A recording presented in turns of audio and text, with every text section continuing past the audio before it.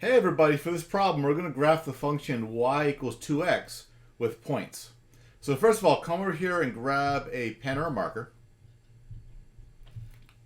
Alright, so the first thing we need to do is we need to fill in, okay, the input-output table. Okay, so remember the x values are the input values, okay, and the y values are the output values. So when we plug a 0 in for x, 2 times 0 is 0. So let's put a 0 right here.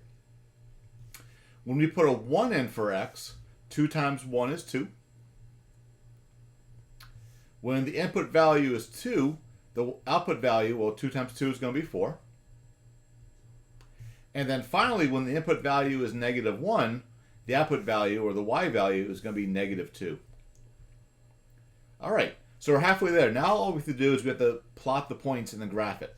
So we know 0, 0 is at the origin, so that's going to be a point here. Then we have point 1 and 2, which is here.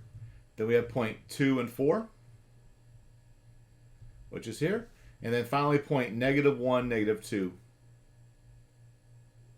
which is right here. Finally, let's connect the dots. And draw arrows on both ends because that line keeps on going in both directions forever.